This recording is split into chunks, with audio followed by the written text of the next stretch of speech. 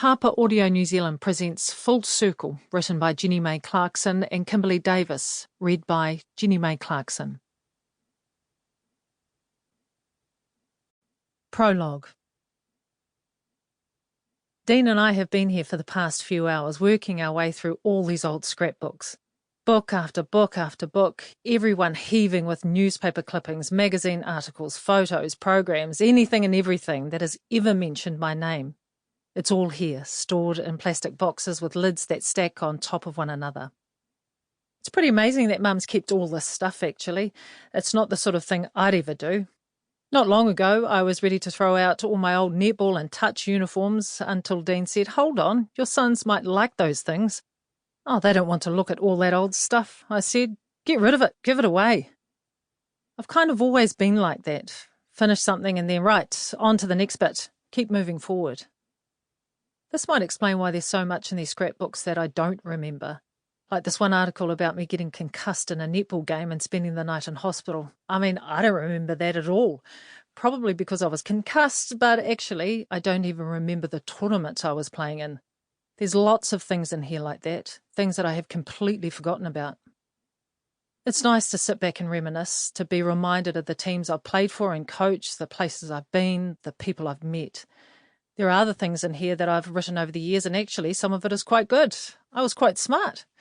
Like there's this letter that I wrote to Piopio College after competing in this American Idol-style radio competition. I would have been in my 20s and I had to sing live on air. I made it all the way to the final. I still remember being on the phone and singing. Pretty sure I was flat, but I was just so into it because I loved American Idol. Anyway, in the end I lost, but my old college had really gotten behind me, so I wrote them this letter to say thanks. Many people commented about how I just put myself out there and how cool it is that I was willing to give it a go. There is a message in all of this madness that I would like to pass on. Sometimes we are restricted by the thoughts, actions and expectations of others, whether they be friends, family or our community. There are times when you have to do what your heart tells you to do, regardless of the thoughts of others. In your lifetime, you will be confronted with challenges and decisions. Remember, it is the way you see these obstacles that will determine how you deal with them. Although I knew some people would snigger, jeer, and question my decision to go on national radio and sing, I saw it as an opportunity to experience something totally different. I had such a blast, and I was so glad that you were all there, taking the ride with me. At that time, I was going around doing lots of talks at schools, and I'd always talk about the importance of giving things a go.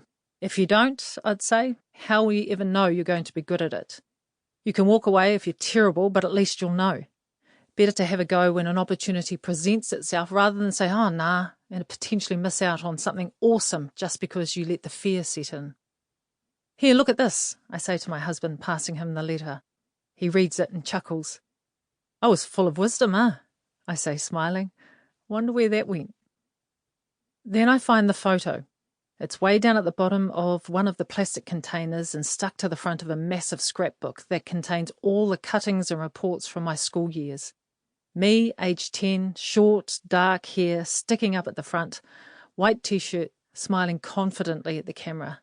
And my immediate thought is, who is that girl? I remember her, but I don't recognise myself in her. She was so determined.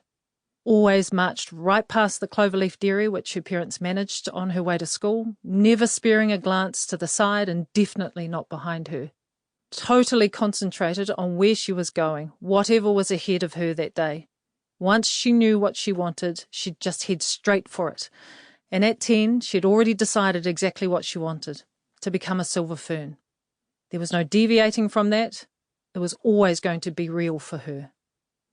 Tears fill my eyes. God, look at how young she is.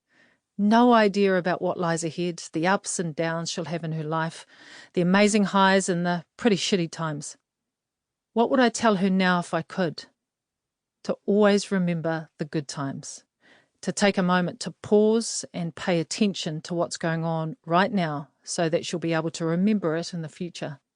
To take pride in where she comes from because it's who she is, but that there's also nothing to be gained from dwelling on past mistakes, on the decisions she'll make that she might, well, Sample complete. Ready to continue?